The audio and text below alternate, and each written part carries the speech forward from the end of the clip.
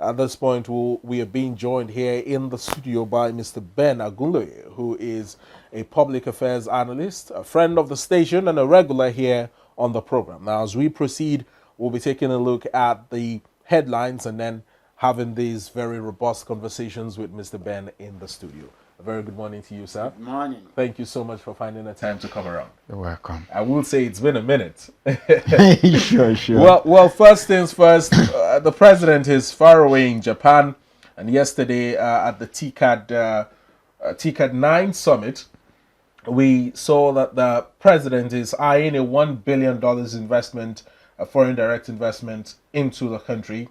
Meanwhile, Japan has pledged $5.5 billion investment into Africa as a whole. Now, would we say that the president is quite confident that of this $5.5 billion, Nigeria can grab $1 whole billion? We should be able to. There is a saying There is a saying that 1 in 4 African is a Nigerian. So if we are 1/4, and there is 5.5 on the table, I think that the president is not greedy to ask for one. For 1 billion. Sure. Now, a lot of reactions have trailed this visit, like newspaper headlines have mentioned. So people have said that the booths belonging to Nigeria at the summit was empty, and that it was just the president and maybe 1 or 2 persons that went along with him. Well, why is this a cause for concern in the first place? On one hand, people will say the president shouldn't travel with too many entourage, and now they're saying, why is our booth scanty there? No. Is this of any significance? Should we take people from here to go and man the booth? I think the answer is no. Nigeria has an embassy in Japan. Yeah. If you think that the embassy in Japan is understaffed, there are adjoining countries where people could do a 1-hour flight into Tokyo to man the place. So I think that to an extent, we want to look at what was the expectation or the plan of the Ministry of Trade and Industry, of the Ministry of Foreign Affairs for that program. Because it was already on the schedule that the president will be there. But he doesn't have to take people from Nigeria to go man the booth. So if the booth is not manned, if there is no ambassador in Japan, I think that whoever is there in Japan representing Nigeria and leading the mission should actually be the one answering this question. If they were meant to be there and they are not there, somebody should be sanctioned for it. Because Nigeria is not keeping them in Japan just for the purpose of playing around. It's an event that the president was going to be there. The embassy staff should have been on ground coordinating things.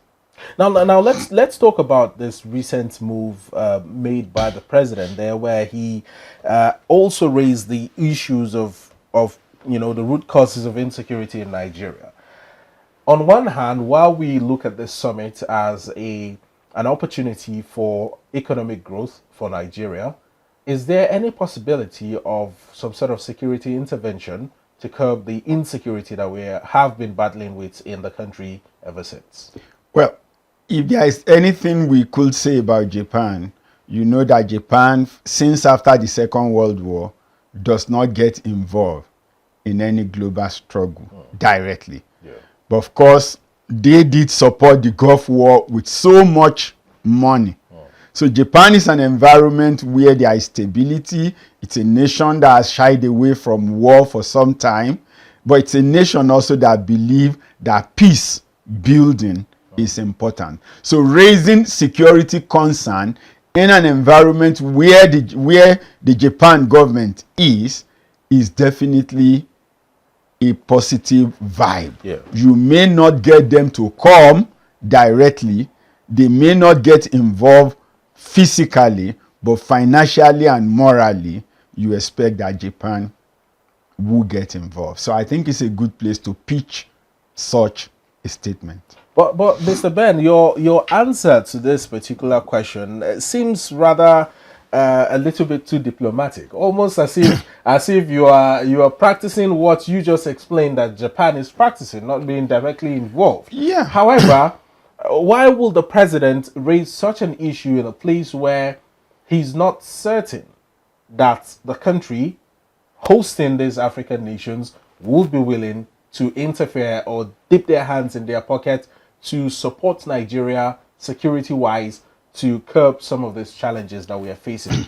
What we are saying is this: when you come to international wars, Yeah. Japan won't get involved, but know it that Japan has the money to put in. I remember that they possibly gave as much as $1 billion to the Allied forces in the days of the Gulf War. Yeah. The only thing they didn't do is send Japanese Soldiers there to the Middle East. Well, pitching it in their presence Yeah. could also attract.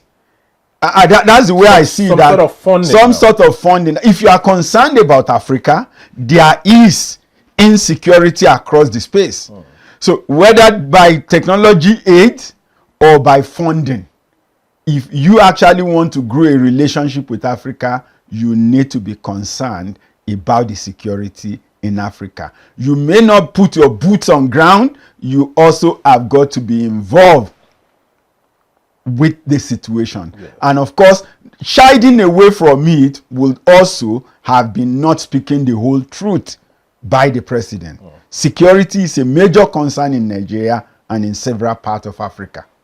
So if it is an Africa-focused conference, then the security of the African state need to be part of the discussion, because without good security, the economy will continue to suffer. Now let's also get back to the issue of the economic benefits that we would have, from this conference. Japan had pledged 5.5 billion naira through $5.5 billion, I beg your pardon, through the AFDB, that's the African Development Bank. And we know that when it comes to the African Development Bank, Nigeria seems to be, one of the biggest players within the continent, on the continent within the AFDB. You had mentioned that 1 out of 4 Africans is hypothetically 1 out of 4 Africans is a Nigerian. And if we are getting $5.5 billion as a continent, we are not too greedy to ask for $1 whole billion. Sure. When this money comes, is there a possibility of perhaps projecting what sectors will benefit the most from some of these funds if at the end of the day the president successfully attracts this FDI? No, definitely if it's coming, you are still looking at it as Japan is a major player in the technology market. Yeah. And so you want to look at perhaps revitalizing or bringing forth a new stream of Japanese auto industry, but that will be manufacturing here. We're hoping that it still can begin to come out. When Ajaokuta begin to run, a number of raw materials importation in the areas that has to do with metals, that has to do with iron, will definitely come down. Yeah. And if that goes away, then you expect that it will be easy for people to invest in the manufacturing sector as it goes into maybe car parts, into some maybe airport facilities, road, and a number of other things like that. And of course, don't rule it out. We have got the land. With the right technology, we will not just feed Africa, we are able to feed the world. Now let's talk about some speculations that people have had. Firstly, the fact that African countries have started tilting away from the Western world to Asia. The likes of China have been accused of using Africa as a playground to make money. They come in, they establish themselves, and they make tons of money via collaborations with different governments of different countries, Nigeria included. Now, on one hand, while this has been very beneficial for us as a nation, there are people who are of the opinion that there is some underlying form of exploitation from these FDIs that are supposedly being attracted. Are we looking at the same thing happening with Japan? We have had a very long history of doing business with China. Are we also seeing a replication of that business relationship with Japan anytime soon?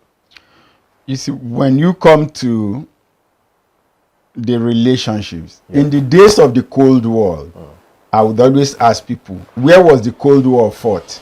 Was it in US? Was it in UK? Was it in Germany? I doubt. The Cold War happened in Africa. How, well, I would want you to explain Angola, that. Algeria, and the rest. Go and check on both sides. The Jonas Zavimbin guys in Angola and the government people, there would always be a divide between Russia and the US. So it has always been the East versus the West in most cases. And Africa had always been the ground for them to test all their shenanigans. So if it also had now become a trade war, you still expect that Africa will also be a role. But Africa will therefore also now need to get more involved and put their attention into the things that we are doing. So that if they say, oh, we are bringing infrastructure, you are looking at what is the local content area here? What do we have? And that's why we're saying, no, if you are going to have Japanese car here, the steel should not be coming from China and India. The steel should be coming from Ajaokuta. So it means that while you are getting into that alliance and you are signing the agreement, we are also focusing on developing your local industries. So when you develop that, so you know that the steels are produced here, and then 60 to 70% from here. So 60 to 70% of the raw materials are local to you. So the tire industries are coming back, the car assembling plants are coming back, the manufacturing are coming back, and so all you are now doing is you are bringing in your lathe machine to come and do the turning and the milling and the rest within the country, which gives people job, which gives us revenue because you are driving the local raw materials in the nation into the process. So it is about waking up. It's about knowing that, okay, if Japan cannot grow tea and Taraba can grow tea to sustain the whole of Japan, then you are going to look at when this tea is grown in Taraba, it is also within that environment processed and bagged. And so when it's going out as a finished product and not as raw leaf. So it is for those in charge of the affairs to ensure that you are creating that pathway, that we are not a dumping ground for their product, neither are we their farm to extract raw material, to extract raw farm produce. Mr. Ben, you have quite done justice to this analysis of the business collaboration that could be between Nigeria and Japan, much like the one that is already in existence between Nigeria and China. And you had made mention of some sort of not a Cold War now, but a business war, on a global scale. Business war between who exactly? Are we talking about Japan versus China or China versus US, like what we have been seeing on the internet? It's still the East versus the West. The East versus the West. It doesn't matter the country. It's still a case of the East versus the West. So everybody trying to take this from that. And then, of course, there are things that China relied on the West for, some of which they can get. Now, what we need to know is that Africa is so well positioned by God. I think, if I remember my geography, it says it's 37 degrees north and 35 degrees south. So the equator divides Africa into almost two equal parts. So that means and you define the geography of the world or the climate by the distance from the equator. So if you are going away from the equator north, you find Africa. You are going south, you find Africa. So there is a whole lot of similarities between the northern and the southern part of Africa that is not unique. I think US, Europe, they are entirely in the north. They don't have anything in the south. Yeah. And those who are in the south, like the Oceania, Australia and co, they are also entirely in the south. They have no business around the equator. So to a large extent, Africa is strategic to the survival of the world.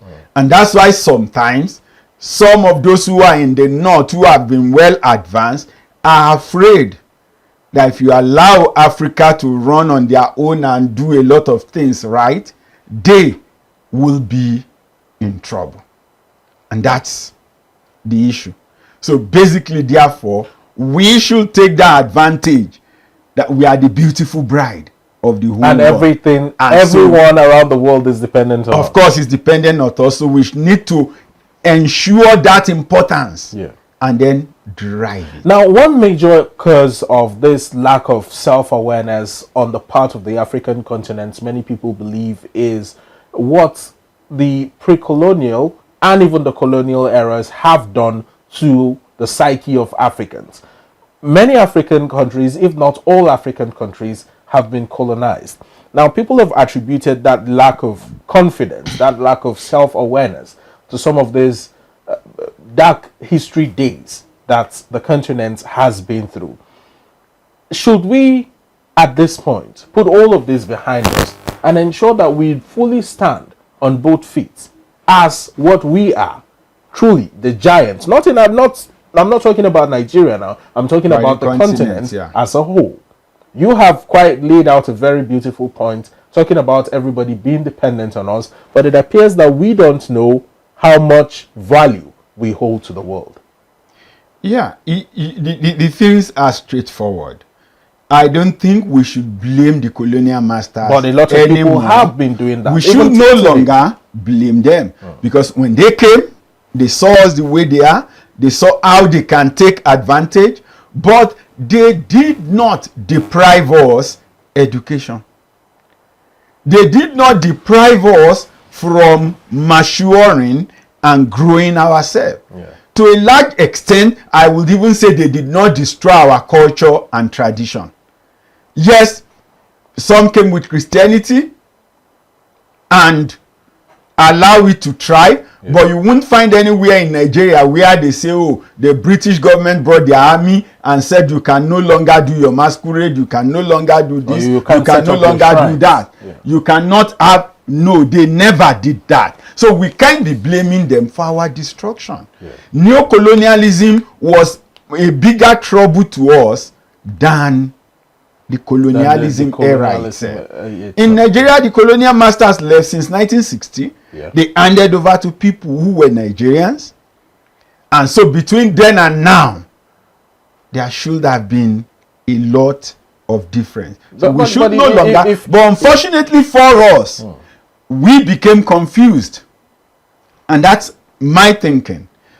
When you go to Europe or the North America, you see people who are run by the belief in their culture and tradition. This is who we are, this is how we want to relate, and this is how we want to be run. We are never presidential in Nigeria. Tell me one tribe of the over 300 tribes in Nigeria that runs a presidential system in their cultural clan. We have one form of parliamentary system or the other. We are a representative people. Yeah. The process of emergence might vary from place to place, maybe by ascendancy or by hereditary in some part of the West, apart from Ibadan where it is promotional. And that is why people claim that the form of democracy or the form of presidency that we run in the country is an adulterated form of democracy, which is intertwined and mixed with the parliamentary system that was already established by the colonial masters.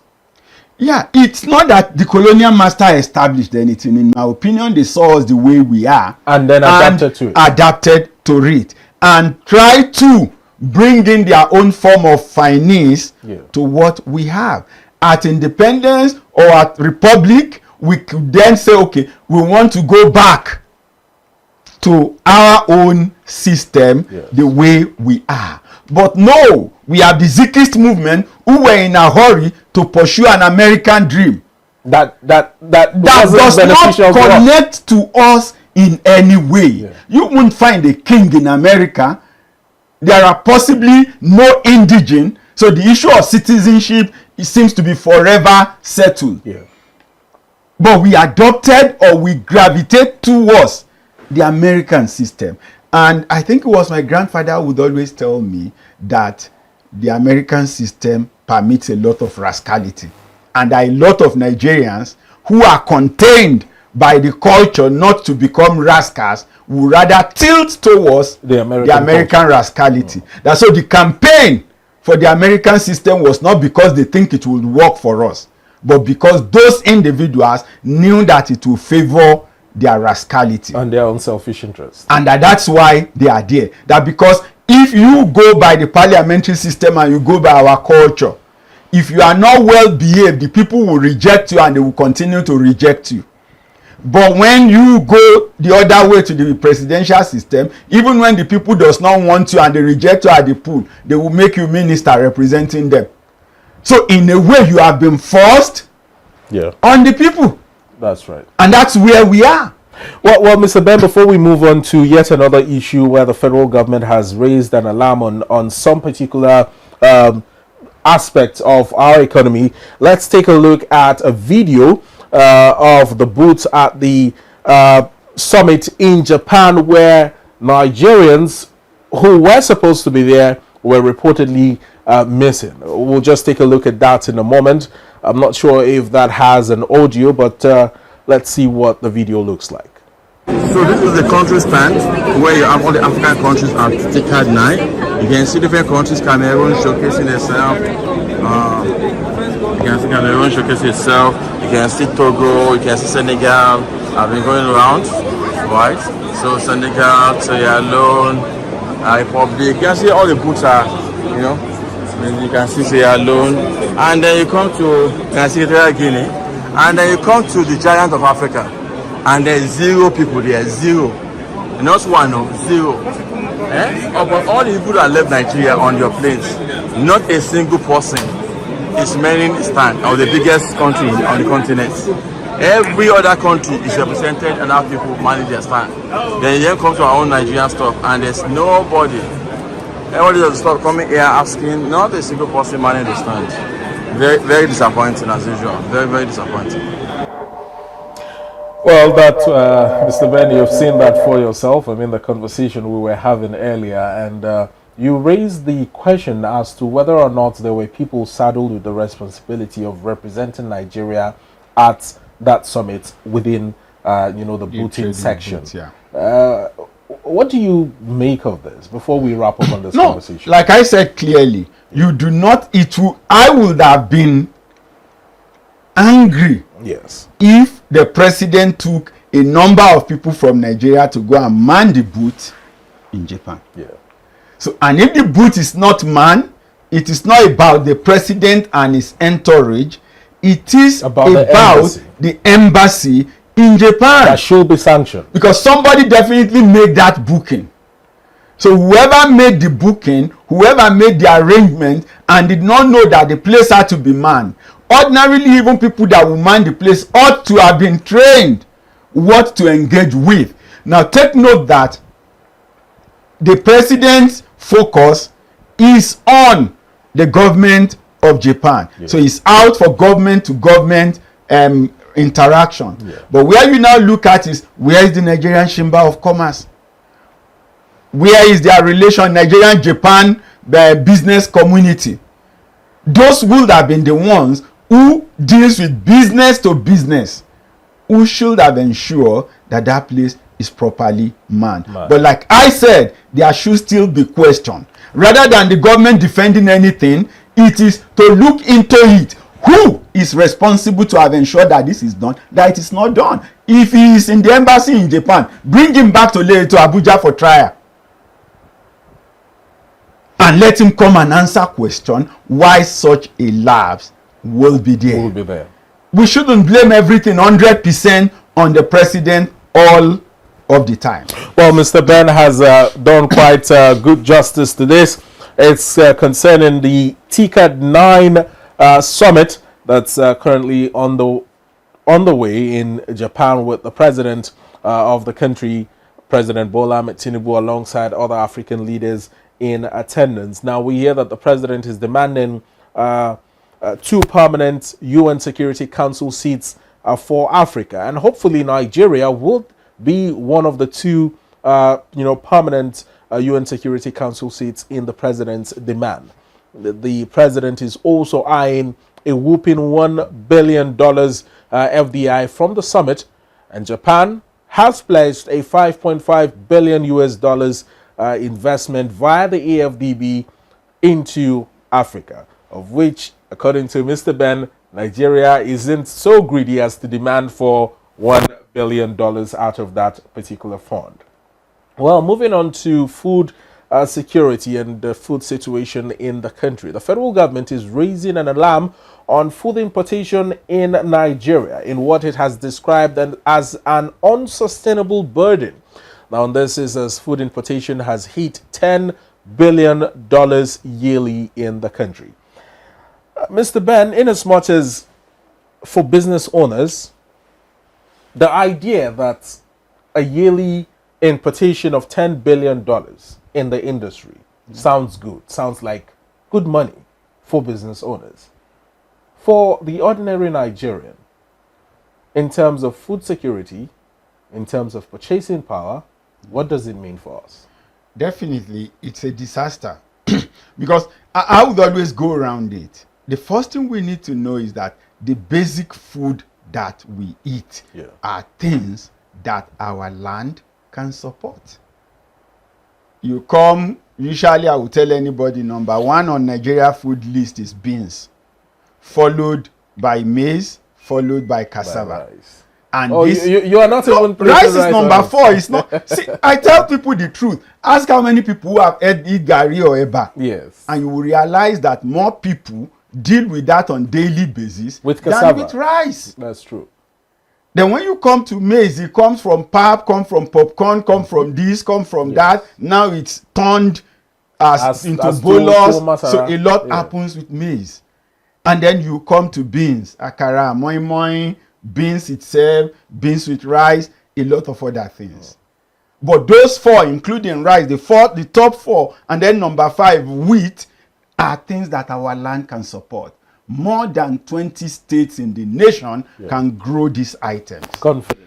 So we have lands that are not being utilized. So I would also think that even from the point of view of business owners, if you can get the right security and the right land, you can actually grow these things. Even for some, you could decide to say, okay, maybe for vegetables, let's run the greenhouse. And then when you run the greenhouse, of course, the initial cost may be high, but the business people have the money. And then, of course, you know that it's sustainable. Greenhouses are sustainable. They feed nations. 1 or 2 states feed the whole of Canada and they export. And most times, some of them will run with the greenhouse. Yes. In Europe, they do the greenhouse. So what's the problem here?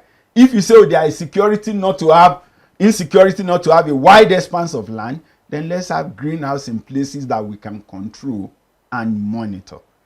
And no cow will come and graze on a greenhouse, except the cow is already mad and the owners are also mad. Because the level of trespass would have been so huge for you to access a greenhouse and then to break it down and allow your cow to graze. Now let's talk about some commodities which are the most imported into Nigeria, and out of all of this, I think it is only wheat that also comes under this list of the most consumed food.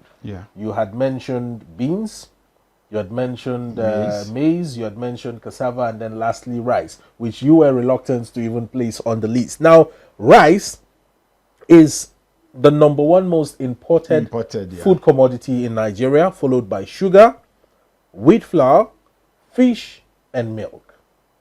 Yet we have manufacturing companies who produce items like rice, we have in Ebonyi State, which is one of the biggest rice producing states in the country. When it comes to sugar production, the Dangote sugar factory, which used to be Savannah sugar factory in Adamawa State, you know, is one of the biggest producers of sugar.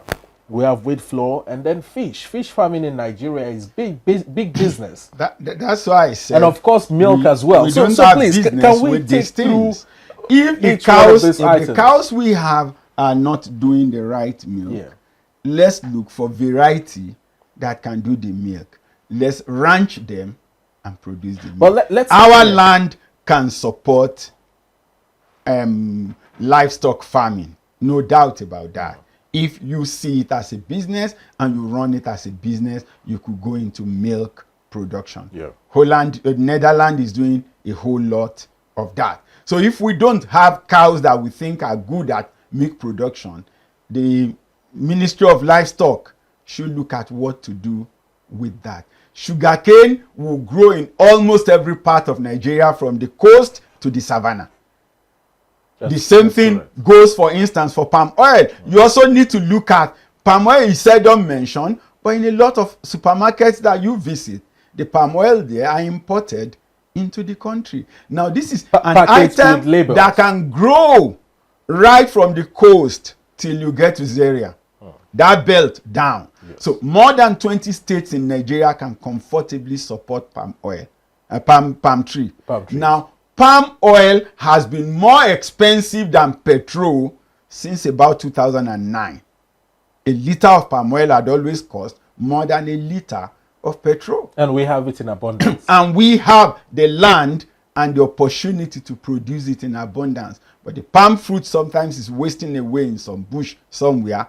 Then sometimes you try to process, and because the weather is not convenient and the processing system is not okay, you have issues. So there's no reason why we should not have a cottage oil mill in every local government within those 24 states that has the capacity to support palm tree. In fact, in some states like Edo, like Cross River, if you have an oil mill per electoral ward, it will not be too much.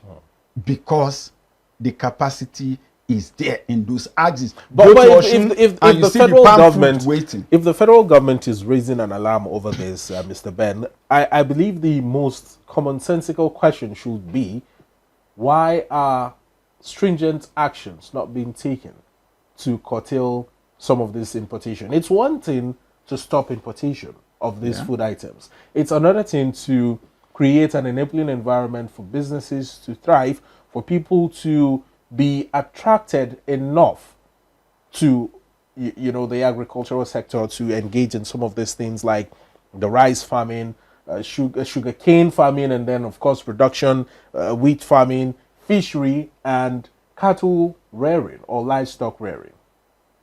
Yeah, that's why I'm saying that it's not about the alarm. Their alarm will just be because he's taking away so much dollars. But that's not the issue. The issue is, what are our alternatives? And that's why we're saying for palm oil, put the processing plants around. For the farms, improve the security.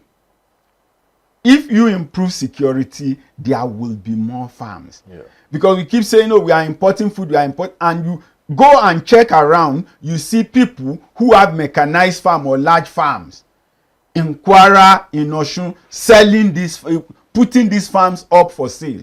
Now, when you put a farm up for sale, my understanding is that you have stopped investing in the farm. You just want to take out your money and go away. So government should, like I would always say, is not the government person to come and tell us, this is wrong. What have you put in place to ensure that maize will become sustainable, beans will become sustainable, cassava will become sustainable? We are already producing larger than many countries across the world. I think we are the largest producer of cassava. About 25% of the world output comes out of Nigeria alone. But that is still not the best capacity that our land can yield. Our land can do much better than that. As against 25, 26 million metric tons that we are claiming, we could do 40, 50. We can do double for what we are doing now. And so the plan should therefore be, what are we doing to ensure that this double can happen? To ensure that, okay, Ekiti, Ebonyi, Cross River, rice is another thing that will grow from the coast. We have coastal rice down to the savannah. So why are we having issues with rice? Why are some people bent? Allow imported. But as far as I'm concerned, perhaps impose a 200% tariff so that whosoever must. Yeah. It's like in some part of the UK, you want to smoke, nobody will fight you. But the cigarette is already very expensive. Already and you are fast. confined to the space where you can do the smoking. Yeah. And even the space and the area where the smoking can happen continues to shrink. They are not expanding. Yes. So to a large extent, therefore, there are people who have the taste. They want to eat bread produced in France. If it's produced in France at $1, when it gets here, collect additional $2 as tariff. And because it will be imported by the supermarket, it will be difficult to smuggle. To smuggle it, yeah. And because it's bread, it does not have a shelf life that is so long. So you have to purchase it. So you have to bring it in, clear it as fast as possible, and sell. So if the price become a limitation, I'm sure that those human beings who are responsible will begin to look at establishing the bakery, for instance, here in Nigeria. Establishing the rice mill within here. Now, Now you see that, I think it was in part of Buhari regime, where the government was investing in rice, and then you see the trucks in Kura when they line, they are actually facing Niger, they are not facing the south. Well, Mr. Ben, let's take a look at some statistics from 2024 based on the biggest importer in Nigeria. Now, there are some countries lined up here, about 5 countries. Now, it says that China was Nigeria's largest import partner last year. Earlier, when we were talking about the FDIs the president wants to attract, we talked about China. Now, it says that China supplied goods worth 4.61 trillion naira, representing 27.8% of Nigeria's total imports in 2024 alone. India, 1.90 trillion naira. Belgium, 1.38 trillion naira.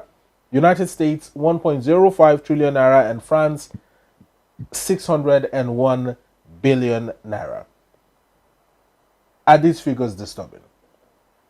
Well, they are not disturbing, because when you look at each of those countries, if we get our arts right, we also have things to sell to them.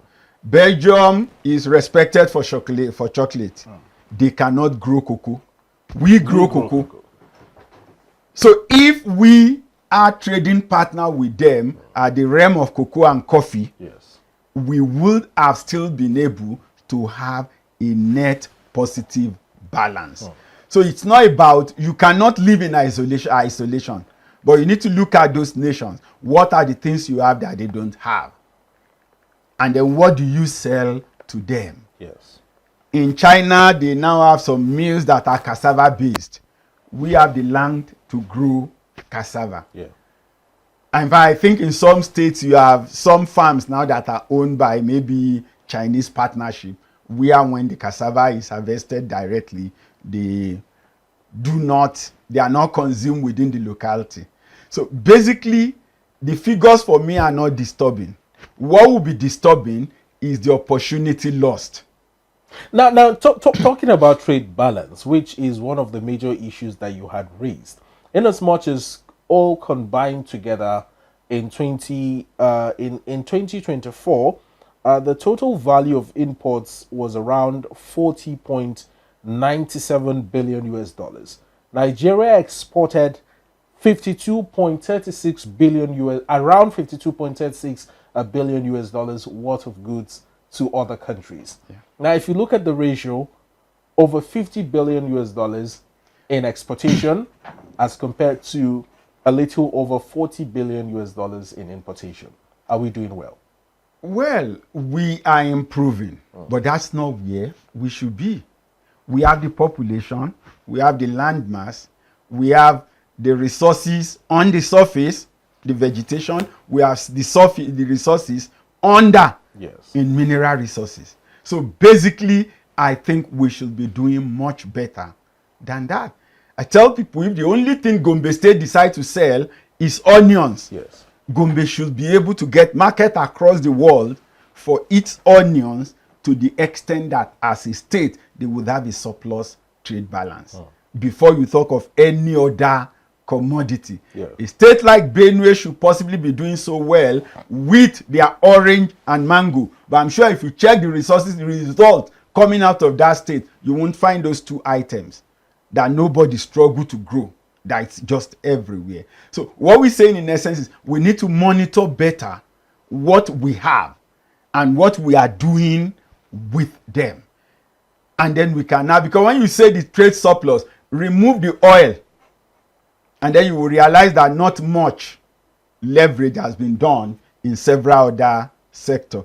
Agriculture is improving slowly, but we can do better. We're still not doing well with cassava. Thailand is not producing as much cassava as we do, but Thailand possibly commands more than 30% of Europe imports Of cassava. of cassava. Well, Mr. Ben, let's move on to yet another issue concerning the federal government. This is in relation to kidney dialysis in federal hospitals in the country. It's good news for Nigerians. The federal government has decided to cut the price down from 50,000 naira to around 12,000 naira.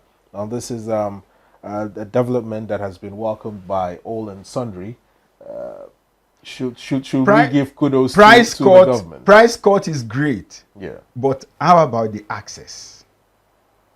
That's I don't know if you got what I'm saying. That's a bigger So, question. They should be talking more to us about how to make this accessible. How many dialysis centers do we have across the country? Some weeks back, they were celebrating oncology clinics being opened. Yeah. And I said, look, in all the celebration, all I was waiting to hear, I never heard. Whether in Anambra or in Edo or in Maiduguri or wherever they went, all through, nobody was able to say, oh, this is the number of linear accelerators that we have now in this system. Yes. This is the number of MRI that we have. This is the number of PET scan. If at all any of them could even do a PET scan, which perhaps for now is the most definitive scan for cancer. So you are not able to tell us this is the diagnostics ability, this is the treatment capability, these are the therapy that we can do, this is the number of beds, these are the emergency centers. Now, Mr. Ben, to be more streamlined with the facts that we have here in total in the country, well, I don't have the figures for 2025, but in the last 2-3 years, I think they were about a little over 180 dialysis center all across the country, not all belonging to the federal government now. Private centers, and of course, government cannot reduce price for private centers. Exactly, but for federal hospitals in the country, where the federal government has decided to reduce this dialysis cost under the dialysis subsidy scheme, there are just 11 hospitals all across the country. For 36 states. Yes. And over 200 million Nigerians. Yeah, for 36 states, for 774 local government. Now, in those centers, those 11 centers, what is the accommodation provision? What is the queue like? Yes. Because if you are going to join the queue, definitely if there are only 11, it means that in at least, and don't be surprised if you even have 2 of the 11 in the same state. That is not impossible.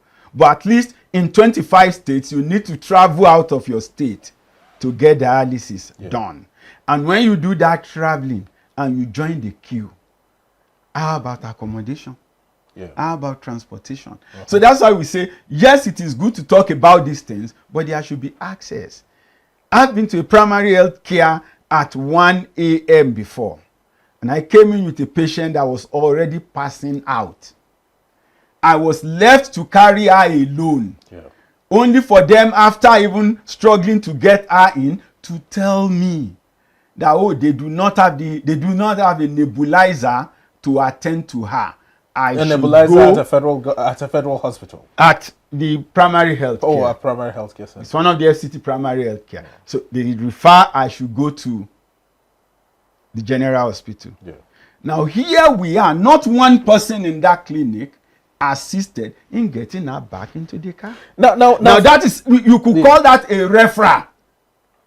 No note was written, nothing was taken. They just told me that's where I might get attention. It was raining, it was in the night, and then I had to go. By the time I got there, it's not even like those people were interested in attending to me. That patient could have died.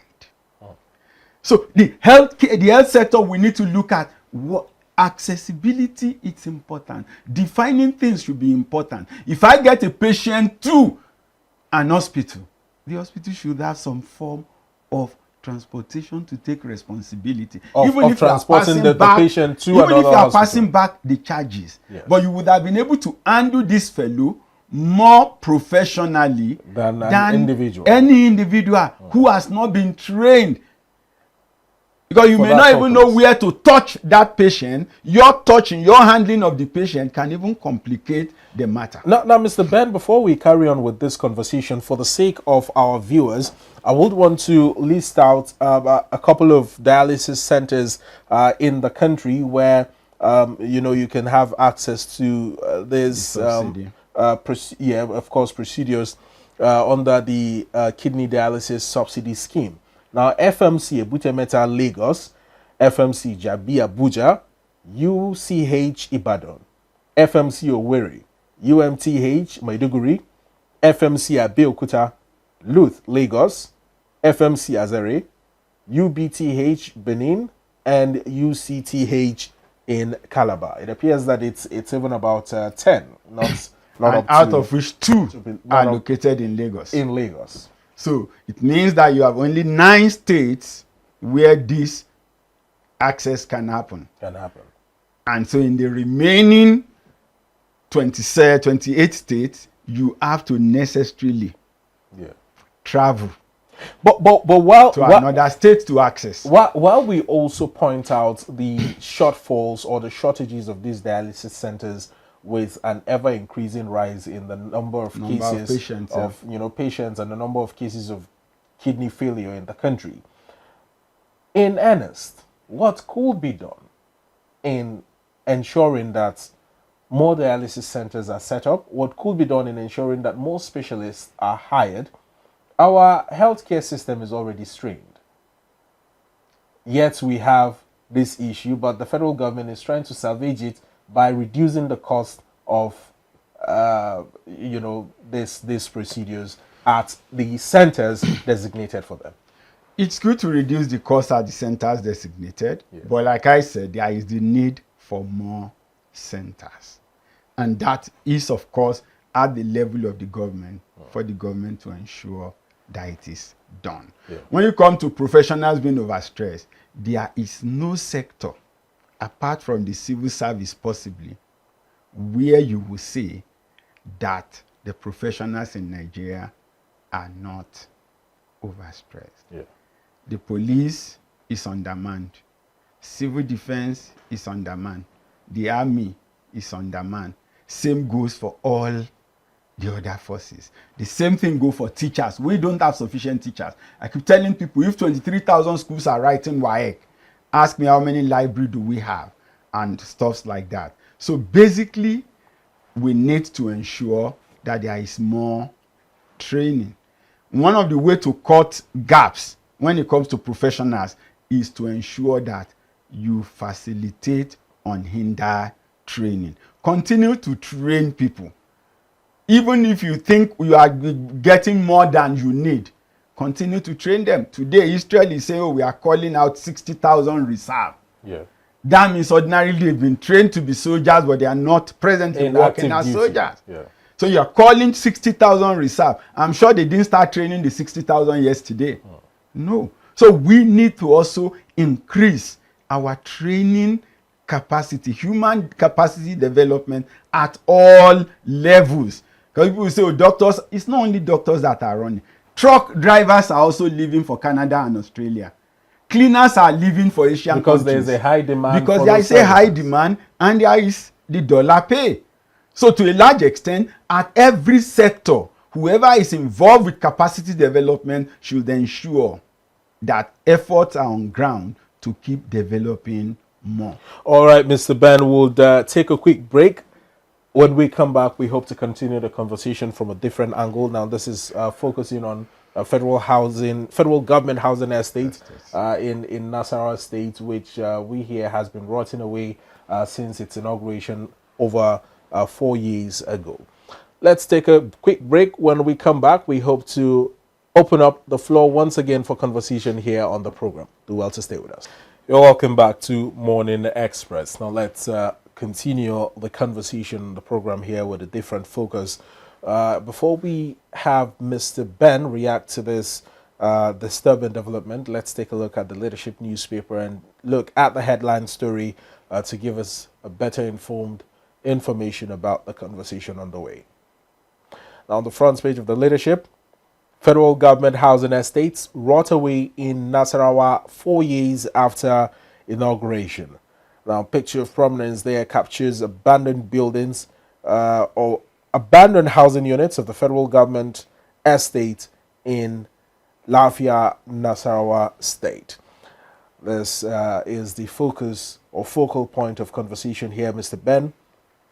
You have seen the headline, you have seen the pictures, and this was inaugurated in 2022, according to the reports here.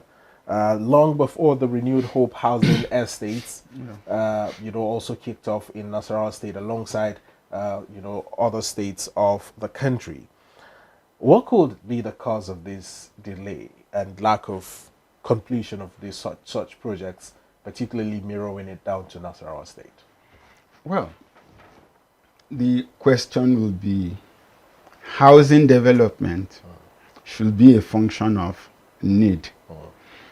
And before you put people to live in an environment, you should have provided the services. Yeah. That is, the road is already there. If it requires rail. Now, when you come to urban development, I think China will be a model in Asia, and Egypt should be like a model in Africa. Yeah. Where you will know that even when you say you want this land to build a university, the government is looking at the master plan. Is there a railroad running through that part? Yeah. If it is not running and they are not going to be able to put one, the chances are that you will not get the approval for that land. Yeah. But if they are going to give you the approval for that land, then it means that they're sure that there is a nearby train station and there is going to be a bus station to facilitate mass transit. Yeah. Now, where you cannot be moved, where people cannot be moved, they will not build it for people to live. And I think that that should be more of the practical sense in this environment. Then when it comes to us, of course, there is the National Housing Fund. Some of us had contributed forever to NHF, and I'm still looking for how, as a contributor, you can benefit. How do you benefit? Yeah. So if those houses have been built with public fund, at the point of building them, what was the plan? Who were supposed to be the occupants? Whoever has done this check has not told us what are the issues with the house. Yeah. Is it that there are, because if there is no electricity, for instance, you don't expect people to move in there. If you give me a house for free in some part of this town and there is no electricity and I don't have money to buy transformer, I will not take it. That's the practical thing. Or if at all I will accept it from you, I will accept the document just for ownership's sake, but not for immediate moving into the because building. I do not have the money to fund the electricity. If the roads are not there in the era of national insecurity, you won't go and walk through bush paths to get to the house where you are living. Yeah. If the water has not been run and you don't have money, courtesy of politicians, boreholes are now so expensive. A time it was under 20,000. But I'm sure today, boreholes are in millions. Now, Mr. Ben, let's talk about a report that the Federal Ministry of Housing and Urban Development had released prior to now that this investigation has revealed that the the estate is abandoned 4 years after it was inaugurated. Now it says that in Nasarawa State at Agunloye along Shendam Road, Lafia, we, which is the ministry now, have completed and we are handing over 76 units of housing comprising 4 units of 1-bedroom apartment, 48 units of 2-bedroom houses, and 24 units of 3-bedroom bungalows. To who? Big question. Because if you have done the right thing, and it is people who work in that environment, whether for the ministry or for the private sector, who work and live in the environment that the houses were allocated to, and if everything had been done properly, I am sure that these people would have moved ahead to occupy the houses.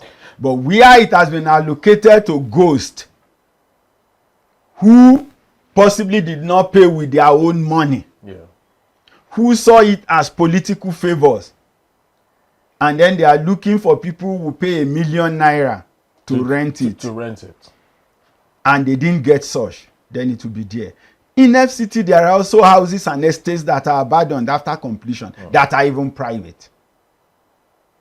Because of the high price of the high price you have placed on the property. Yeah. I know houses that were built and it took more than 3 years for them to get the first tenant because of the price of the property they were calling.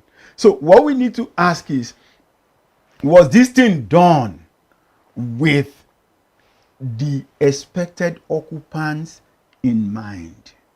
Were the allottees selected based on need and not based on other secondary and primordial conditions?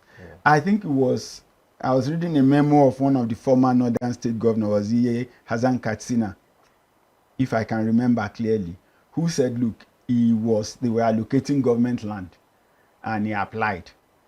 And the guy in charge of land boring put his paper aside and allocated everything and brought it back to him. And said, Your Excellency, you don't need the land now. But the masses those people need it, and I have given it to them. Well, we'll come back to you, Mr. Ben, in just a moment. We hear that virtually our second guest is online with us, Mr. Terwase Lawrence, who is a journalist and a researcher. A very good morning to you, Mr. Lawrence. Thank you so much for availing yourself for this conversation.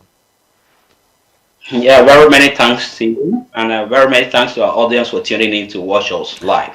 Well, I don't know if you've been following the conversation between Mr. Ben and I here in the studio. We're talking about the federal government housing estates in Nasarawa, in Lafia, Nasarawa State, that have reportedly been abandoned and left to rot 4 years after their inauguration. Mr. Ben has raised quite some very pertinent issues surrounding the model and manner in which housing schemes or housing estates belonging to the federal government or state governments are being handled here in the country. But let's get your own perspective into this very critical focal point of conversation here on the program today.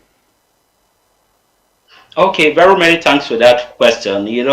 This has become more like an endemic, or should I put it in better context, a pandemic, where the government at all tiers builds infrastructures, and particularly in this context, houses, and then abandon it. Then there are also factors that ensures that houses built by the government, either at federal, state, or local government levels, are not utilized.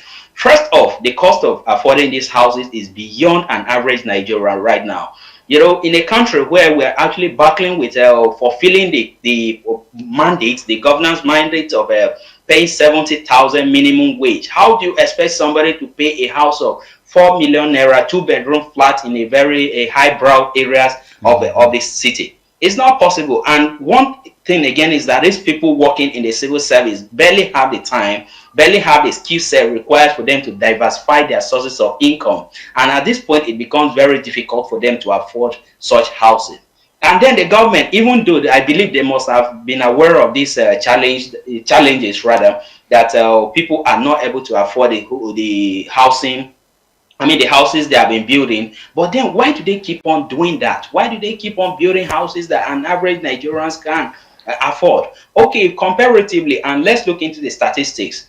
Among the population of a particular state, how many rich people do you find? Maybe there is no state in Nigeria that can actually boast up to 40% of the rich people. Statistics have also shown to us that over 60 to 70% of the Nigerian population lives below the poverty line. So these people cannot be expected to afford housing that are being given at such an outrageous rate. So this has actually become a very serious issue that people have been trying to look at, and the state assemblies are different states have been trying to promulgate some laws to try to bring down the cost of a housing, because many people in the near future they will become homeless, not because they are lazy, not because they don't have much money, but at least from what they are earning cannot be able to afford them a decent apartment. Now, the government should carry on, Mr. Lawrence, please. Okay, should I say that the government has not really been being people-centric? What do I mean by people-centric? When they build up this infrastructure in place, they don't consider people, the average citizens, in their own policy framework. They build these houses such that even only the rich can afford. And how many rich people can you find within a particular vicinity? For example, the Lafia axis of Nasarawa state. How many rich people can you comparatively find them there that can actually afford such houses? If you can find just 5% out of the 100% of the total population that are rich, how many houses do you find? And most of them cannot even live in such areas that such houses are being situated. Some of them prefer going outside the country or living in highbrow states like Abuja and living these properties that are being built by the government abandoned there. So it's really a big problem. It's really a big problem. So many factors have been militating against the usage and the weaponization of this. Right? Mr. Lawrence, we will be back. I want you to just stay on the line, because I saw Mr. Ben nodding his head when you were, raising your point. I just want to throw this open to the floor. If you all recall the Centenary City that started off as a project of good hope for many Nigerians, and it was spread across all the 36 states of the Federation, including the FCT, which is the most popular. Centenary cities across the nation right now are nothing to write home about. They are almost non-existent. And then we also have the renewed hope cities, which the current administration of President Bola Ahmed Tinubu has, kicked off with the same replication of what, the Centenary City should have been all across the country. And lately we have been hearing reports of state governors or even individuals who have some sort of interest in the renewed hope cities, citing that contractors who have been given these jobs to take care of are not given the standard or the quality of buildings that they are supposed to be submitting to the federal government. What exactly is wrong with government initiatives like this? And why is it that private initiatives or private businesses, when it comes to real estate, tend to thrive better than government-initiated projects? Well, if you say real estate in Nigeria, I think it's one of the most bedeviled spots. Okay. The truth is that a lot of people put money maybe into, across the world you see system and government run some kind of mortgage enterprise. Yeah. And then when that is done, the structures are well conceived, they are properly built, and things are done the right way. But I think that for us, when you talk about the Centenary City, the conception could have been very good, but how did we move into the execution phase? Who were the people that got the allocation? Where were their planned or sources of income to run them? Elsewhere in the world, that would have been a scheme where there is a credit scheme or a mortgage system that you can submit to, subscribe to at a very low interest rate, and will give you sufficient year of maturity that will make it convenient. Yeah. But it's in Nigeria that people carry so much money, and then you buy a house for 200, 300, 5 million, 2 billion at a go. Now, when you put such an amount in the property and you are not going to live there, now I don't know where that statistics came from, but somebody would always, I heard somebody once say, look, the price of a house should not be more than the 15 years rent. So when you buy the house for 300 million, what you are saying in essence is whoever will rent it need to come and pay 20 million. Annually. How many people can afford to pay 20 million annually? And then when you come to allocation, like I said, some allocations were given to people who don't need it. People who already have houses are the ones who still have the power to obtain the form. The form is not available to the civil servant who will need it. So in the first place, you are building the house for somebody who should need it, but you are selling it to somebody who does not need it. Now Mr. Lawrence, what do you say to this concerning accessibility? Mr. Ben was trying to raise an issue or a concern regarding accessibility of this housing schemes for the common man or even a low-level civil servant in the typical Nigerian setting. Okay, very many thanks once again. You know, if you go deep into economics, I may not actually be an expert in economics, but I think life realities have shown to us that economics thrives on three basic variables, three basic microcosms. We talk about the availability of resources, accessibility, and affordability. So the absence of one of these variables means that a country or a particular state or jurisdiction cannot be considered developed. If you as a government or people working in the government sector are to promulgate some policies now, you have to consider to be people-centric. What do I mean by people-centric? You should be able to make this thing affordable to even the commonest person on the street. But whereby if you are building a house that cannot be afforded by people, it means that there is something missing from the tripod of development. The resources are available, but they cannot be accessible. It means that the people cannot be considered developed. And then I heard him mention, and you also mentioned that sometimes contractors by the government don't always put up a good job compared to individual real estates. Yes, if you understand that people believe that in government there is a wave of corruption around, and it's an air of manipulation also in the government contract. To them, they feel like it's a one-time opportunity for them to make money and feed their families for generations to come. So when they get a contract, what they are mostly concerned about is how much will be left in their bank account by the end of the day. It's not actually what they will be able to do. And of course, government has also not been doing enough in terms of monitoring and evaluating projects. Sometimes they will go to a particular site where they have awarded contract to somebody to build a particular structure. It could be a house or anything, but they will now try to politicize the visit. What do I mean by politicizing the visit? They will not actually do what they have to do. They will not assess the quality of material. They will not assess the modus operandi on how this project was actually carried out, how it was executed. They will say, okay, you are my person, so let me just allow you to go, whatever. We just need to see something put up so that government will snap pictures for the optics, right? For the optics, sent to the government that the project has been done. And of course, the money can actually be shared among them at the end of the day. So you see that the major problem here is not even the availability of contractors. It's about the monitoring and evaluation. Even the best of contractors, if he or she is not monitored and evaluated properly, he will be liable to do something that is under par, and that can actually lead to the poor delivery in services. So the government needs to also do this better, not just by building houses for the optics, build houses that people can afford. Even the average Nigerians should be able to afford. At least it's one of the governance metrics. Yeah. Provision of accommodation, affordable accommodation, affordable to housing. Average Nigerian. Yeah. Well, please carry on. I think there was a little bit of a glitch there in the audio. Okay, like I was telling about the government, you have the onus lies on the government. One of the onus on government is to ensure that a common Nigerian afford housing, a good accommodation.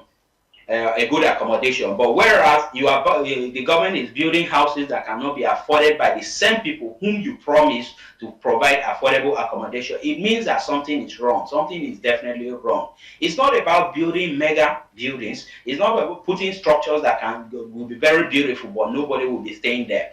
For example, if you go to the Federal Capital Territory, Abuja now, you see that there are many structures there. The only thing you can find in those houses are fleets of cars that are not being used, and then snakes and other reptiles that are also enjoying the serenity of the environment. While people whom the government actually thought they were building this for are living in the slums of the Dutse, Alhaji Nyanya, Maraba, and the rest of them now. So this means that there is an error in the policy framework and policy implementation. That housing should be in such a way that even the person earning 70,000 minimum wage should be able to afford the affordable accommodation, because when this thing is provided, it creates a serenity for them to also contribute greatly to the governance process. Now, back to you here in the studio, Mr. Ben. We have seen how this housing scheme in Nasarawa State played out. 4 years down the line, nobody lives there because of obvious reasons that you and Mr. Lawrence, who is virtually have both outlined. Coming down to the renewed hope city estates across the 36 states of the Federation and the FCT. 4 years down the line, what is your projection? Well, we only hope that it will be done differently from what has been done in the past. In which case, that they have engaged with the people, with the direct users, and of course, had made provision to ensure perhaps that the Federal Mortgage Bank or the National Housing Fund is able, one way or the other, to assist the workers or the average Nigerian who may want these houses in them through some form of mortgage scheme that you can then pay continually. Not that you will ask them to pay an amount that they need to go and get hardship loan from the bank at 30% interest. You cannot acquire house, a long-term project with short-term loans. That will not be practicable. You will just be killing the people. And when you come to standards, I think that professionals across the nation need to up their standard, not just in the government. If you are a building engineer, you are a building engineer. Do your job to the best of your ability, not minding whether you are supervised or not.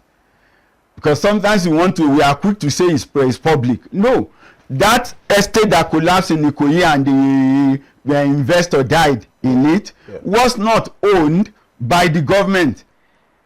The investor has always been there with them. Otherwise, he wouldn't have been there on the day the building collapsed and he had to die with the workers. So it tells you that it's a function of standards.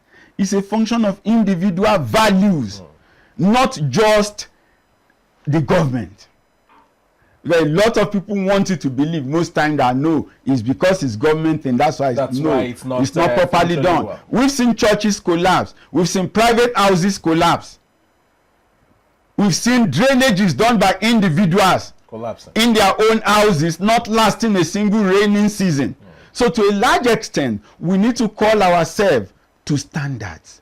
We need to call ourselves to professionalism. We need to call ourselves to doing the right thing, not just doing things right. Doing things right is just for the optics. But when you do the right thing, then you are in order. When you do things right and you don't do the right thing, when you need to correct, you are spending at least double. It's the minimum, because you have to undo the wrong thing that you have done and then start doing the right thing. And by the time you are done with that, you will realize that you have done at least double the actual expenses. So we need to put that in perspective. And like we said, when you say the house, before you start building the house, you need to decide what are the kind of people that will live here. Now, when I first resumed in Abuja as a worker, you will notice that virtually everybody in Abuja at the time, Sheraton, Nikon, Ministry of this, Ministry of that, they have their residential quarters.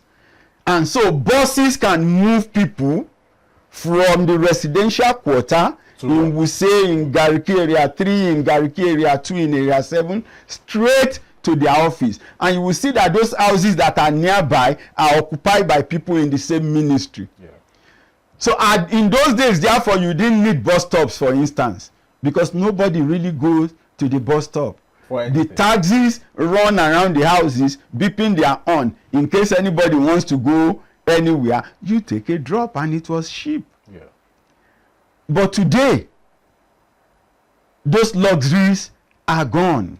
We have scattered every. Oh, that's basic. All the houses have been sold. New ones were not built. The staff buses were sold in 2006, 2007 in the name of monetization and whatever languages we have used. A system that is meant to work, if you are going to pull it completely out of place, then you need to do a new design. But we actually didn't come up with a new master plan. But we said we were restoring the old master plan, but we sold the houses. Lands were given in those days to private companies to build their own estate.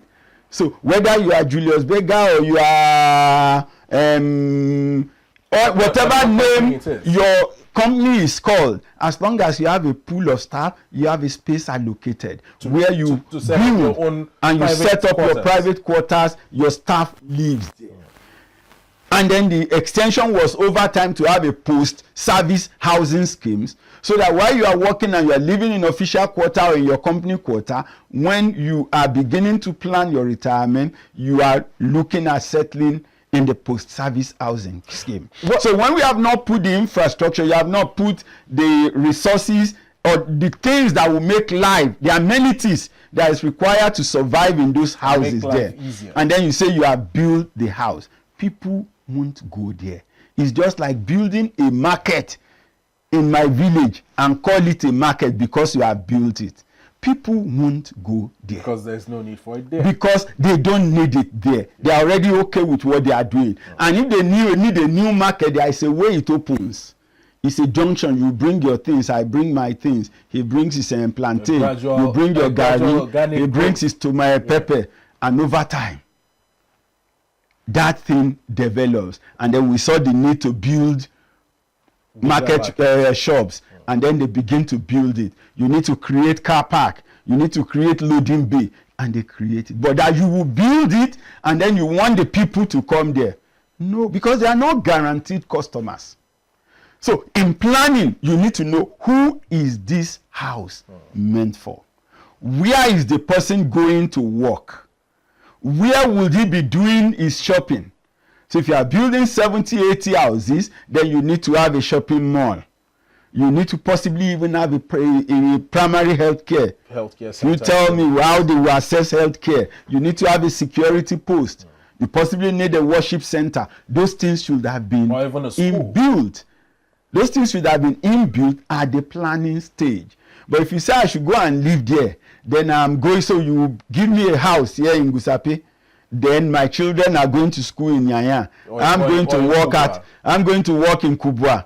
And then maybe my wife is going to work in Gariki. How do we all go from here? There is a disparity. There's a disconnect. But if you think we should be here, then there has to be an arrangement to say, okay, there is a bus that will leave from here every 7 a.m. terminating in Gwagwalada by 8. So anybody walking Gariki along that route knows that if they leave here, there is a 7 o'clock bus to cash. Well, Mr. Ben, let's get back to Mr. Lawrence online. Let's leave the matter of the housing estates in Nasarawa State that have been rotting. Yet another project that has stalled, we hear, is the road tax scheme, which is stalling after delivering 2.6 trillion naira in projects. Let's take a look at The Guardian to get better perspective into what this is all about. On the front page of The Guardian, greeting your screen this morning, road tax scheme stalls after delivering 2.6 trillion naira projects. Nigeria's road tax credit scheme, there's an infographics there, with 2.6 trillion naira plus already spent, over 3 trillion naira worth of projects remain stalled. Now, other participants within this scheme include Dangote Group, which is or has contributed 331 billion naira plus, Boa Group with 415 billion naira in approvals, 1.7 trillion naira disbursed within 16 months from NNPCL, NLNG, MTN, Axis Bank, GZI Industries are also other participants involved. Now, statistics also reveal that 5,075.4 kilometers plus of roads are listed under the scheme, and Nigeria currently needs about 120 billion US dollars to rehabilitate the federal road network. This appears to be quite a huge figure here. Mr. Lawrence, I don't know if you've been following with the statistics on the front page of The Guardian concerning this road tax scheme, which has also, stalled in the last couple of months. It started off with a lot of momentum, but now we aren't hearing or seeing much from it. Okay, well, let me figuratively put a tire before the tires, because when it comes to this road infrastructure tax credit scheme, the story is metaphorically as bumpy as the very rules that were meant to fix. What do I mean by this? You see that initiative, which was initiated and promulgated by the ex-president Buhari's administration. On paper, it looked like a stroke of genius. Yes, everybody would nod his or her head uncontrollably at such initiative. But then, instead of waiting for government to fund road, which we all know is a long thing, they have got big private companies to step in and handle the construction in exchange for tax credits. Basically, this you spend money on roads and subtract it from your tax bill. It's a win-win, right, for the country and for the companies involved, right? And it works for at least momentarily. It works. NNPCL took the lead and they're pouring over 1.69 billion US dollars. That's based on the current CBN rate is about 2.6 trillion naira across critical roads in all 6 geopolitical zones, including some of them in Badagry, East, West, and then some parts of the country. It's a solid move, no doubt, but now they are put out. And the government is now stuck with a roughly 2 billion US dollars. That's roughly 3 trillion naira gap to complete this project. Like, what happens to these roads now? To be fair, in honesty, this was a very innovative, and it's still an innovative scheme, right? It shows that we can think outside the box when it comes to the infrastructure. But here is where I have issues personally as a concerned citizen of the country. First off, how will one lane of a road in Kebbi, for example, cost about 958 billion naira, which is approximately 598.8 million US dollars? That's roughly 4 billion naira per kilometer. Are we building roads to heaven? Kenya, and if you look at Kenya and South Africa, for example, they build roads for way less. This is something doesn't smell right here. It's a inflation of contract, or worse still, good old political patronage here. Then there is an issue of dependency too. There is issue of dependency. We have now made essential public infrastructure reliant on private companies, and guess what? When these companies decide it's not in their interest anymore, they now retrace their steps. Just like the NNPC has just done now. Who suffers? We the people, we the government. Now, recently, the Minister of Works, Dave Umahi, talked about PPP, triple P. Triple P here, it means public-private partnership as the alternative. But then PPP can only work when there is transparency and accountability. If not, it will be another round of elite enrichment while the roads remain in poorer state. So if the scheme actually came in and actually helped for a while, but as it is now, all the private companies that were brought on board pulled out, and now Nigeria as a country is left with a backlog of credits to pay. So when will they settle these debts, and when will they continue with the project? I think that's where many questions need to be answered of those people involved, the government and the private companies, and also the financial budgetary allocation. Well, Mr. Ben, he has raised quite some very pertinent and important points. Your take? My take on our roads project is that a lot of time I think that they are wrongly conceived. Yeah. We live in the kind of environment where if you don't have all the year round to work. That's my belief. When the rain is sufficient, I've seen a case where they were putting, I think it was a primary health care, in the month of July, was it July or September in Akwa Ibom? Yeah. They put the blocks and the rain started. And by the time they came the following morning, the rain has what? Removed. Washed it off.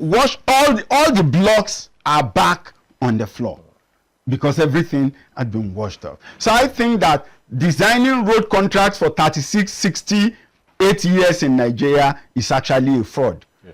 We should come back to that reality of, look, in the north, you have 6 to 8 months that you possibly can do good construction. So structure your work in that order. Start from this bridge to that bridge. If you need to give the job to 2-3 contractors, give the same road to 2-3 contractors, and in 5 or 6 months, the job is done. Yes. But not that you award a 50-kilometer road for 8 years, and then we are there doing Lagos-Ibadan Expressway forever. So in that area of contracting and apportioning the job and getting it right, I think that our consultants in the civil department, the highway people need to do more to ensure that that is properly conceived. Okay. Then there is also that concept of, if I'm giving you a tax waiver and we are agreeing that you are repairing this road, I think that that should also include a timeline to say that, okay, we have agreed to this project to be done in 18 months. If it is not done, this will actually be the consequence. Yeah. We can decide to take back your tax waiver. But if it is done, then the tax waiver stands. Yes, the tax waiver stands. But if it is not done, then the tax waiver cannot stand. So if that is written black and white and is established from day one, then somebody will not come and sweet-tongue you like somebody waiting for salary and toasting a girl and then disappear when the salary becomes available. It shouldn't be. So the agreement should always be discussed. Timelines should be written, and consequences should be defined. That's what I believe. Yeah, Mr. Lawrence, you were going to say something? No. I was listening to you carefully. All right. He was raising a point concerning, these tax waivers that the federal government during the administration of the late former president Muhammadu Buhari had agreed upon with some of these entities, including Dangote, including BOA, NNPCL being the championing company there. He raised issues of timelines, that if we are agreeing to waive off some certain taxation from your company, being a private entity, and the agreement is for the roads to be rehabilitated or constructed from, say, January to December, if you are not able to complete it within the 12 months that have been stipulated for it, there should be consequences. But it appears that the knowledge or the information as regards to this is not available to the public. We do not know whether these tax waivers have taken effect. We do not know if these tax waivers have been rescinded upon. What exactly is the situation like? Why isn't there a lot of transparency as regards to the agreement between these COIs and the federal government, even if it was in the past administration? Okay, very many thanks once again. You are a landlord. You are a house. You have a house. Then you bring in somebody who is like, you are a guardian over somebody. You are feeding this person every day. You are paying the person tuition fee. You are taking care of everything that has to do with this person. And you expect that the minimum the person can do for you is to respect you unconditionally. Respect you. Yeah. Well, even though it's conditional, but at least you will not take anything less than the respect from this person. The person should not challenge you in anything. And this is the same case scenario applicable to what we're talking about here. The tax waiving here means that privileges have been granted to these contractors, privileges have been granted to these private sectors or other parties involved. Therefore, the only thing they will have to do for the government to know that the tax waiving has positive value on the citizens of the country is to ensure that the contract awarded is executed to perfection. But then while we were talking about the states of the real estate in Nasarawa state and Lafia to be precise, if you recall, I talked about failures in evaluation, and sometimes it's not just about what is to be done, but it's how to be done that matters. You can award the brain busting and of course the earth shaking contract to anybody, even the best of contractors in the country. But if you don't follow up with the evaluation and monitoring, it means that the likelihood of having that project executed perfectly or executed to perfection will not be there. So, I may not actually have an inside story on whether this thing, the tax waiving, is still in continuity.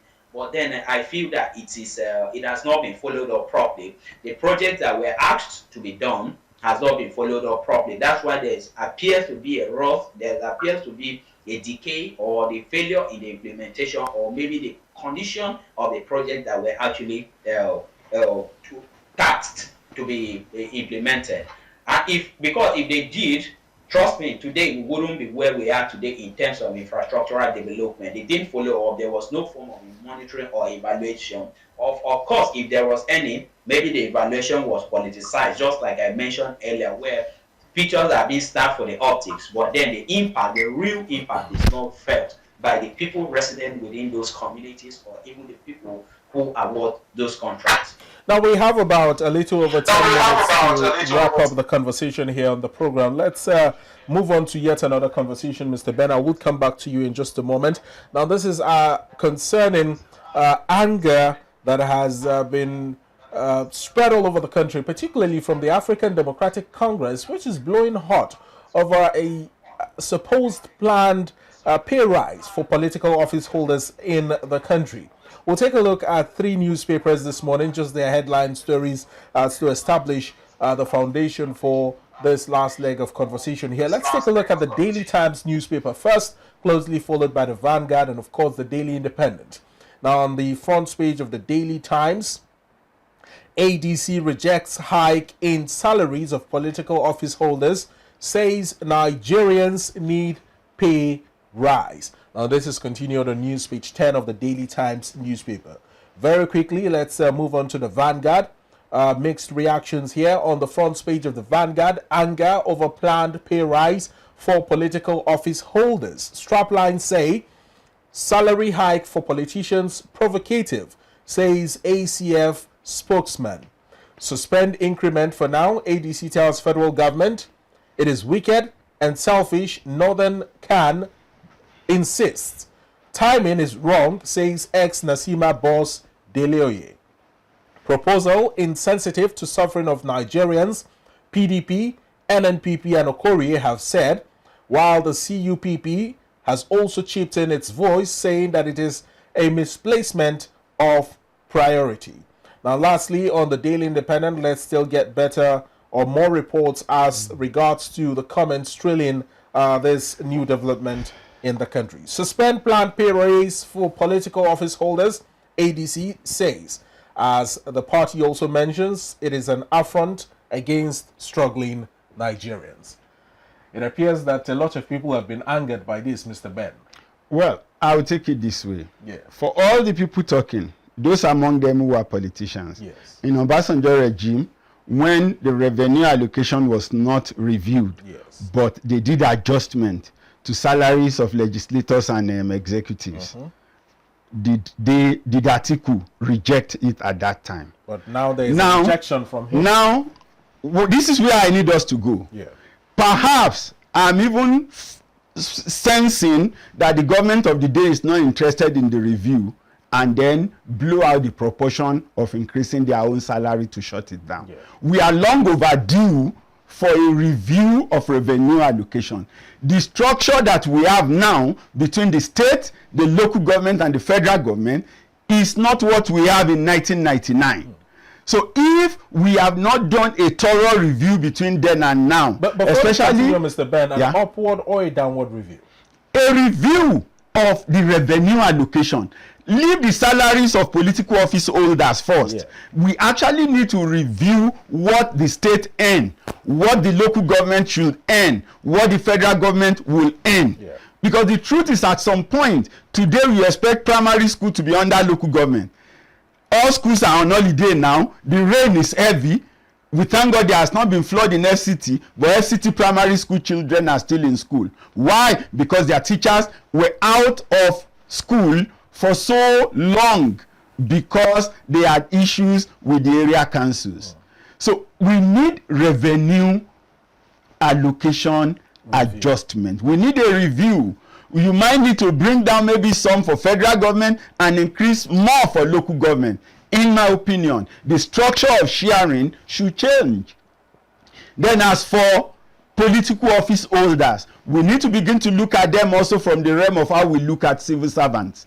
So when we get to that point, those who are participating will know what and what to do, who to keep where they are, what to adjust lower, what to adjust above. But to throw away review of revenue allocation entirely because of some few politicians, no, the 774 local governments are involved. The 36 states are involved.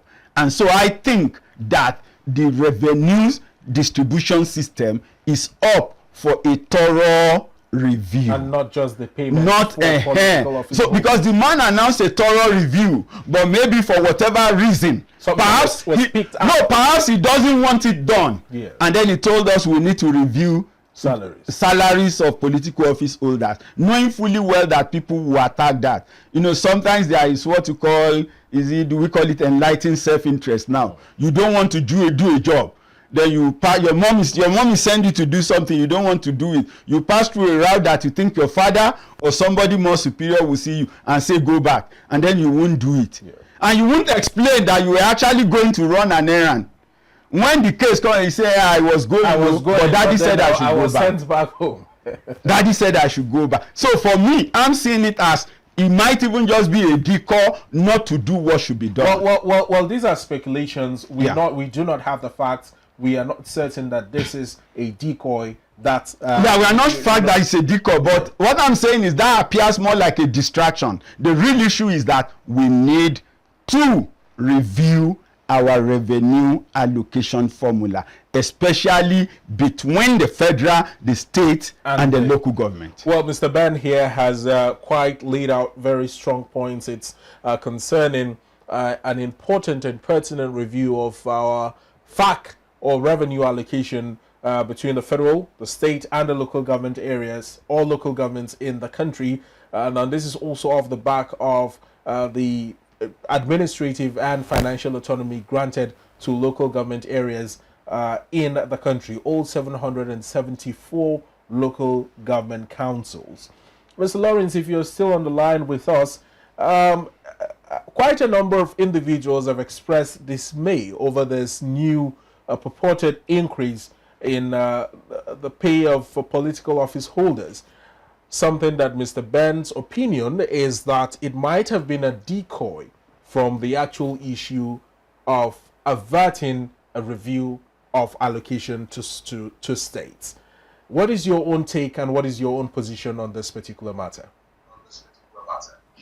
Well, now let's talk about this. I feel it's an absolute insult to the democracy of the country. Since we began in 1999, the purported 114% salary increase for the political office holder is a good radiance to a bad rubbish. A good radiance to bad rubbish. Why do I say that? When I first heard of this, I thought it was a sick joke. It was a sick joke. Because how do you even begin to justify that kind of increment when Nigerians are barely surviving? Fuel price is through the roof right now as we speak. Inflation is eating through the salaries. Minimum wage is still dancing horizontal between 30,000 naira to 70,000 naira. There is no stability. There is no consistency in the payment of the minimum wage. Only few states in the country have started paying it, right? And politicians are asking for a double pay or rather triple. It's a slap in the face of every genuine hustling Nigerians. And then some people actually say this to discourage corruption, just like my colleague has earlier said that. So instead of holding these guys accountable and also cutting governance costs when the majority of the population are suffering, they are talking about increments. It's like instead of, when you get hold of a thief who have invaded your house, instead of jailing them, you are increasing the allowance not to beg them not to steal. How is that going to work? Metaphorically, just like paying kidnappers a salary so they won't kidnap. They would rather be encouraged to do more. I'm not saying political office holders shouldn't earn, but if we must talk about salary reviews, upward reviews, then let's talk about it across board.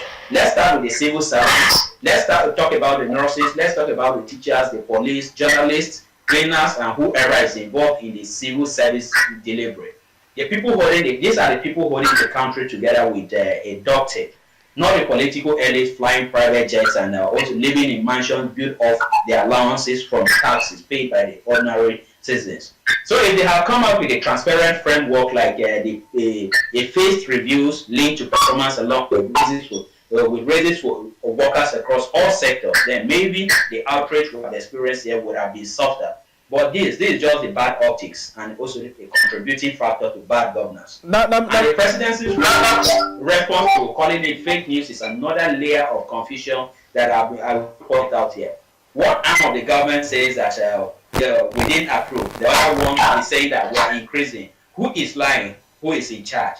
But then here is the bottom line, that the proposal should be dead on arrival. Why do I say that? At least there should be a fairness, accountability, and then the serious economic improvement for the average Nigerians across all sectors. Being a teacher, being a journalist, being a cleaner, you should be able to have something as salary that should be able to take care of your basic needs within every month. If not, this is a very bad optics for the democracy of Nigeria. Now, Mr. Lawrence, let's take away the ACF spokesman who had said that this was provocative. Let's take away the ex-Nasima boss, Agunloye, who says it's a wrong timing. Let's take away the CUPP that is claiming it's a misplacement of priority. Let's talk about the African Democratic Congress. Let's talk about the PDP. Let's talk about the NNPP. I believe the question should be, if any of these political parties were to be at the helm of affairs with this particular planned pay rise on the table for discussion, will they... I can barely hear you. Can you hear me? Audio. There's a breakdown in the audio. So okay. Can you hear me now? Yeah, I can hear you. Well, I was asking if the ADC, if the PDP, if the NNPP were to be at the helm of affairs and this conversation was on the table, will their reaction probably have been different?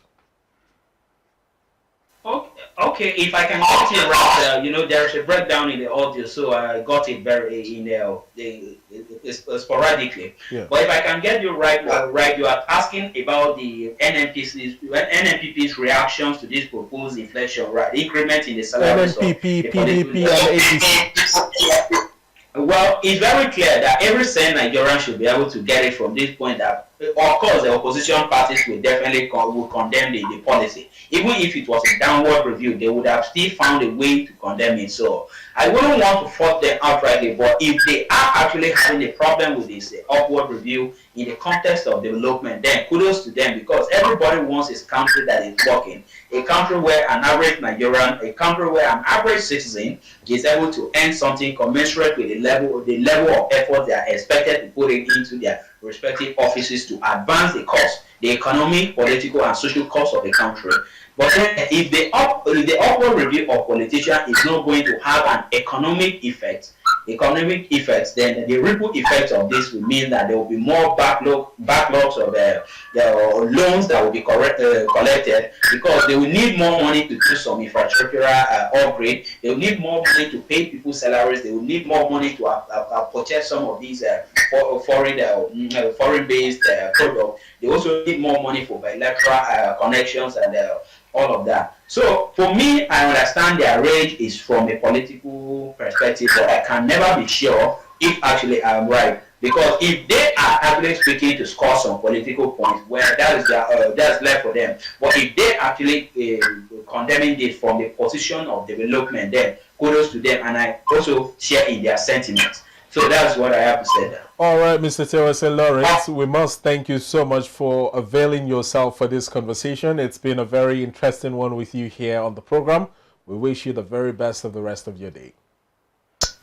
All right, very many thanks for having me. It's been a pleasure. All right. Mr. Ben, I think we have done justice to the topic in the news this morning. Thank you so much. Thank it's been you a pleasure very much. having you.